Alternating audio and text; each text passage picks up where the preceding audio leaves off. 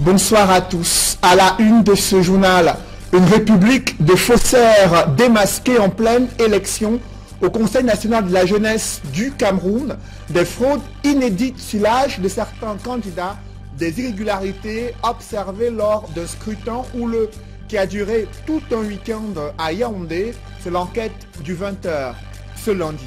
Des espaces marchands transformés en dépotoirs d'ordures ménagères dans la capitale économique du Cameroun, bien loin des projets de modernisation.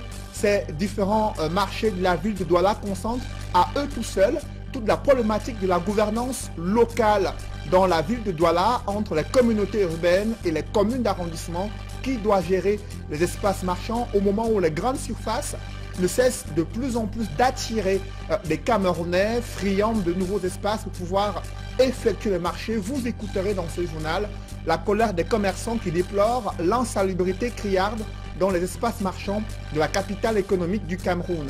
L'Afrique pleure. Winnie Mandela, icône de la lutte anti-apartheid, elle a combattu aux côtés de Nelson Mandela pour la libération de l'Afrique du Sud, mais aussi elle a inspiré de nombreux mouvements politiques à travers le continent africain. Évocation à suivre dans la page internationale du 20h.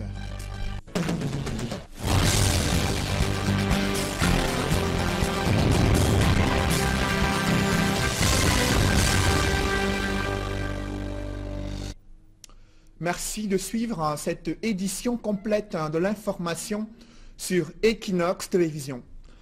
Des pluies diluviennes et des orages ont occasionné de nombreux dégâts matériels dans la nuit de dimanche à lundi. Des Camerounais ont dormi presque dans la belle étoile dans la capitale économique du Cameroun. Plusieurs toitures ont été arrachées, des maisons qui se sont écroulées à cause de la force des vents, mais aussi également des pluies diluviennes. Nos reporters Equa Claude et Xavier Sorel-Tésia ont fait le constat dans quelques quartiers de la ville de Douala. Reportage. Cette nuit aurait pu être la dernière pour certains habitants de cette municipalité à la cité SIC ici à Douala. La cause, l'effondrement d'une partie de mur d'un immeuble en construction à la lisière de leur domicile. Brusquement sorti de son sommeil aux environs de 3 heures par le bruit assourdissant de la chute du mur, la propriétaire des lieux explique. Cette nuit, à 3 heures le matin, on était déjà au lit.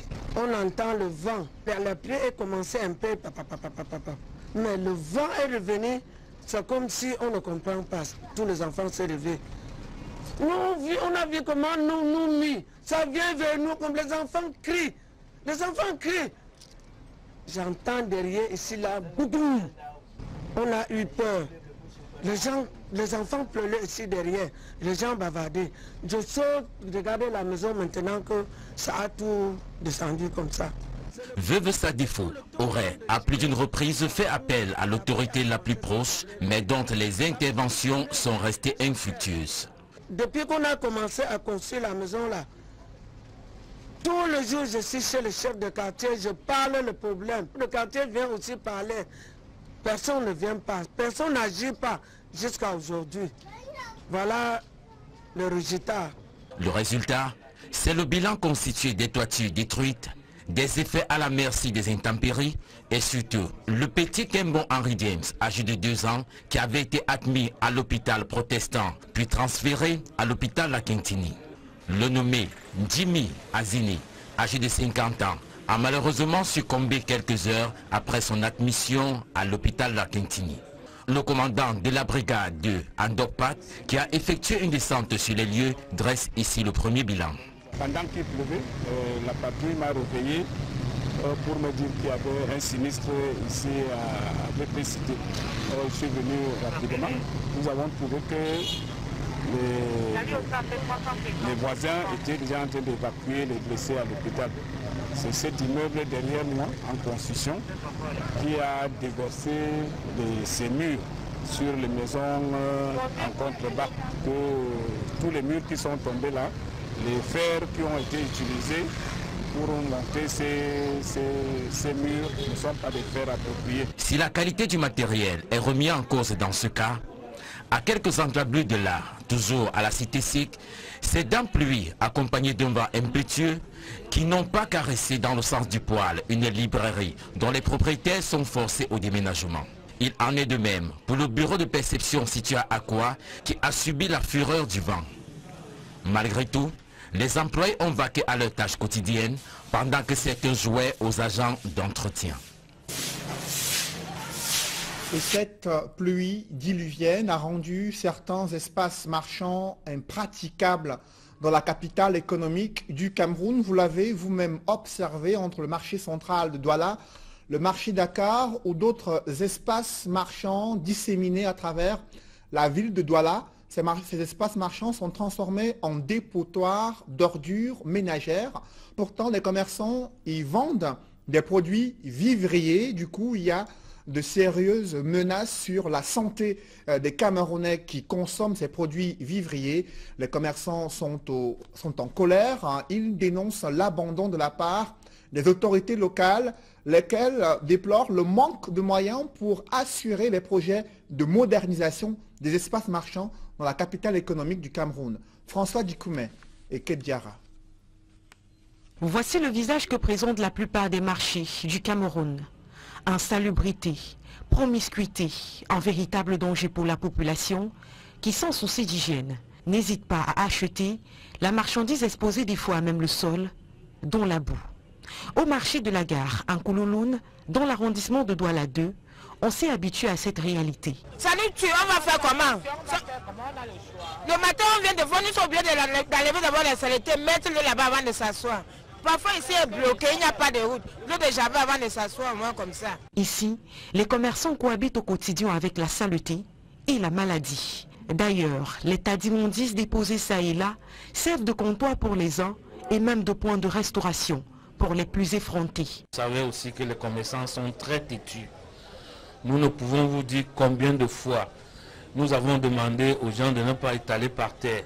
Combien de fois, même dans les réunions des jeunes insalubrités à la mairie, Madame le maire interdit aux gens d'installer par terre parce que c'est la maladie. La mairie de Douala 2, à qui il incombe d'entretenir et de réguler le marché, ne semble pas être le moins au monde inquiété par cette insalubrité. La mairie passe ici, il passe ici tout le temps.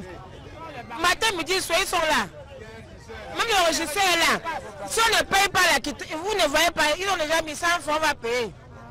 On ne paye pas, ils portent tous nos marchandises pour te garder au bureau. En plus de la mairie, les commerçants pointent un doigt accusateur sur l'entreprise en charge du ramassage et du traitement des déchets ménagers. Quand ils viennent d'abord le mardi, ils baignent la saleté qui est dans le bac au sol.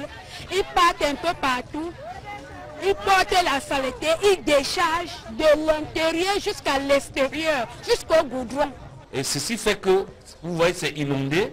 Vous êtes même venu un jour où l'eau n'a pas calé, parce qu'ils versent, la poubelle rentre aussi dans les rigoles, ça bloque, l'eau ne coule plus. Résultat des courses, le marché est transformé en une véritable île malodorante, constituée de tas d'immondices et d'eau polluée. C'est devenu comme une rivière, il y a la saleté en haut, et il y a l'eau en bas, et tantôt c'est la saleté qui est en bas, l'eau en haut, les gens ne peuvent même pas rester derrière leur table. Un état de choses qui complique l'activité des commerçants, parce que pour éviter de baigner dans cette eau, la clientèle choisit parfois d'aller voir ailleurs. Pourquoi ils condamnent ce marché? Qu'ils vous disaient, il se passe quoi? Qu'on va porter la poubelle dans tous nos nouvelles pour venir verser que dans ce marché, afin de choisir un jour dans 2 mois pour venir enlever. Ce n'est pas possible. Comme le marché de la gare, ils sont nombreux les espaces marchands qui connaissent cette réalité. Marché Sandaga, marché central, marché de Madagascar, à Douala 3e, et de Bonamoussadi, pour ne citer que ceux-là. Des marchés qui offrent le même visage de la honte aux usagers, cela sous le regard indifférent de la mairie d'appartenance. Autre titre de l'actualité, le Conseil national de la jeunesse a une nouvelle présidente, Fadimatou Iyawa, qui a été élue au terme d'un scrutin houleux, entaché d'irrégularité durant le week-end, ce qui a relancé le débat sur l'utilité de cet organe qui est censé être destiné à l'épanouissement de la jeunesse au Cameroun. Des précisions sur ce scrutin houleux avec Marcelin Gansop. Si on était dans le jargon hospitalier, on dirait que l'accouchement a été difficile.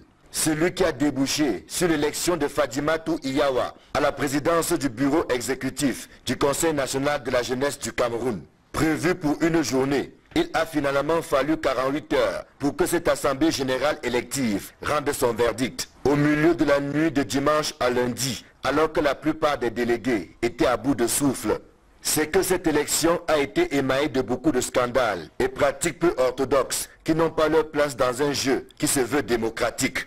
Corruption, intimidation, trafic d'influence, fraude sur les âges à travers le phénomène de multiples identités sont quelques faits portés à la connaissance de la commission électorale. Quelques signaux avaient d'ailleurs été donnés dès le 17 février 2018, date de lancement du processus de renouvellement des organes dirigeants du Conseil national de la jeunesse. La longue et interminable Assemblée générale des 31 mars et 1er avril 2018 a confirmé qu'il y avait effectivement anguille sous roche. Dans la douleur et après moult tractations, Fadimatou Iyawa, originaire de la région de la Damawa, succède à Jean-Marc Afesimbafor, dont le mandat arrivé à expiration depuis belle lurette n'a cessé de jouer les prolongations. Ce en totale violation de la réglementation, et notamment le règlement intérieur et le code électoral. Créé le 19 décembre 2009 à la suite de la réorganisation du ministère de la Jeunesse, le Conseil national de la jeunesse est considéré par certains comme un simple gouffre à sous qui dilapide 30 millions par an, sans que son fonctionnement n'ait un réel impact sur l'avenir des jeunes, qui constituent pourtant sa cible. Les accusations de détournement, les querelles intestines et les luttes de pouvoir enregistrées ces dernières années confortent ceux qui pensent que le Conseil national de la jeunesse ne sert pas à grand-chose.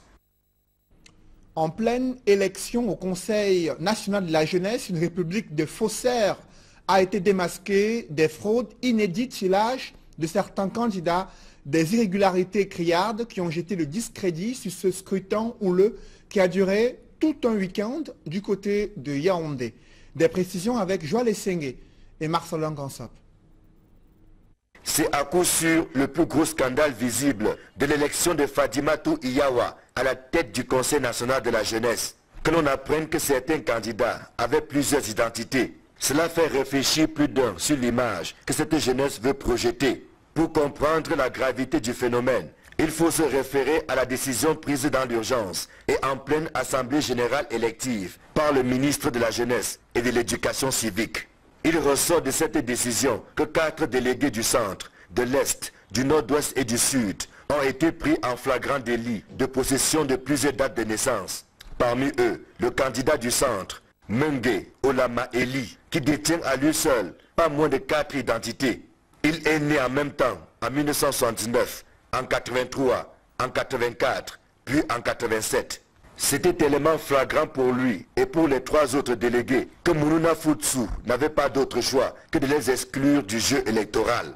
Ce cas, qui n'est pas isolé, amène à s'interroger sur la moralité de ces jeunes qui aspirent à de hautes fonctions. Ce d'autant que leurs multiples identités leur ont déjà certainement servi ailleurs, sans que le poteau rose ne soit forcément découvert. Cette jeunesse-là est tout, sauf un modèle. Ce faux amène surtout à questionner le système de sécurisation de l'état civil au Cameroun. Comment comprendre qu'un seul individu détienne jusqu'à 4 actes de naissance? Il s'agit en réalité de l'arbre qui cache la forêt. Une forêt où prospère pêle-mêle la fraude sur les âges, le faux et l'usage de faux. Et c'est dommage. La recherche d'un trésor enfui dans un lac a viré au drame.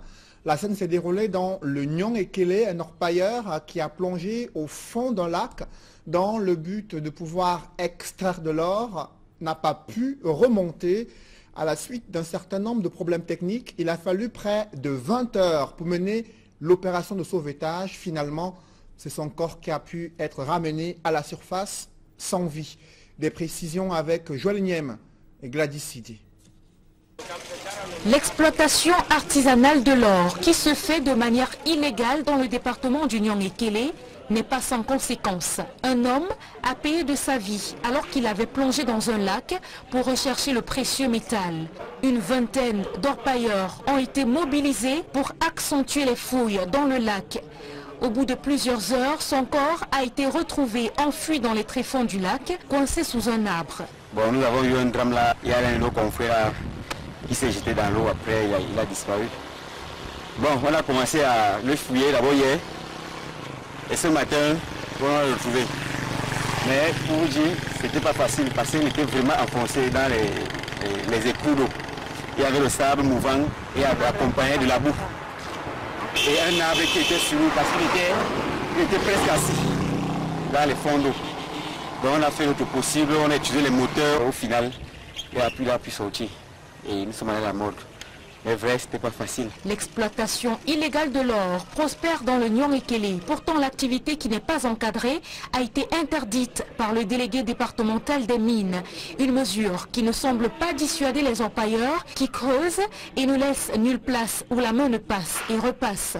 Les populations ont vu des trous géants se former dans leurs champs au fil des jours.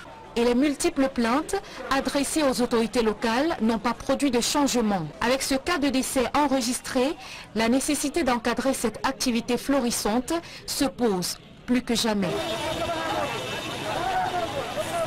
Elle était une figure emblématique de la lutte anti-apartheid en Afrique du Sud. Elle vient de rejoindre Nelson Mandela dans les cieux. Winnie est décédée ce jour à 81 ans. Cette triste nouvelle a suscité une onde de choc à travers le continent africain. Son parcours, son combat, mais aussi ses nombreuses batailles sont racontées dans ce reportage signé Auréole Tchoumi.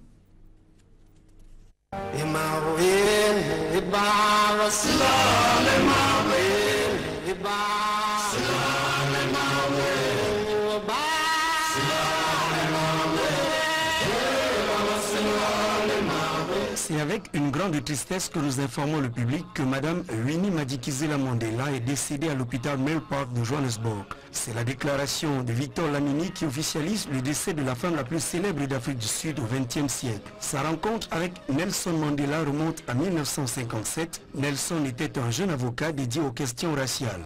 Né le 26 septembre 1936, Nomzamo Winifred Zaniwe Madikizela n'avait que 21 ans à cette époque. Elle devient l'âme noire de l'Afrique du Sud dès août 1962, date de l'arrestation de son époux Nelson Mandela. Winifred est assignée à résidence dans la ville de Brantford en état libre d'Orange. Elle est autorisée à rencontrer son mari 2 fois par an, tous les 6 mois à la prison de Robben Island, près du Cap. Le discours de celle qu'on surnomme la mère de la nation se radicalise. Le 13 avril 1985 à Mont-Civil, elle justifie le supplice du pneu enflammé autour du cou des traîtres noirs avec une déclaration choc. Avec une boîte d'allumettes et nos pneus enflammés, nous libérerons ce pays. En 1990, Mandela est libre. Winifred retrouve sa fierté et sa gaieté de ses 21 ans, mais pour peu de temps. Nelson Mandela annonce le divorce avec elle en avril 1992 et il est prononcé en mars 1996, mettant en terme à 38 ans de mariage. De 93 à 97, Winnie préside la Ligue des femmes de l'ANC.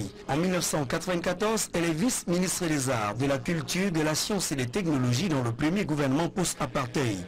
Vers la fin de sa vie, elle en veut à Nelson Mandela d'avoir partagé son prix Nobel de la paix avec Frédéric de Klerk, d'avoir laissé tomber les Noirs et d'avoir favorisé l'économie blanche. Winnie prenait comme symbole l'édification d'une grande statue de Nelson Mandela au quartier blanc le plus riche de Johannesburg, en lieu et place de Soweto, le lieu symbolique de la lutte contre l'apartheid.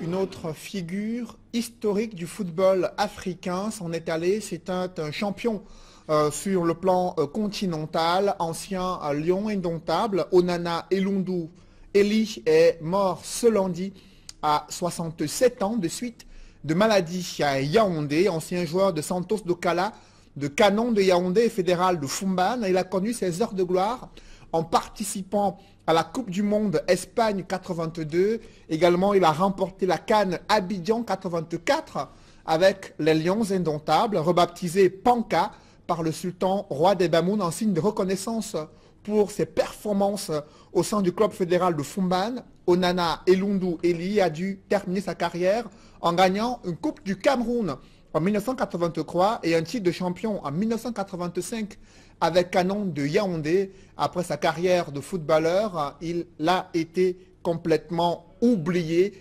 par les autorités et il a connu une descente aux enfers. Il a vécu dans le dénuement total, décédé ce jour à l'âge de 67 ans, ancienne gloire du football camerounais. Mesdames, messieurs, c'est la fin de ce journal. Merci de l'avoir suivi. Je vous souhaite une bonne soirée sur Equinox Télévision. Juste après cette édition du 20h, l'émission 100% foot présentée par Sylvestre Hippolyte Zangao. Bonne soirée à tous.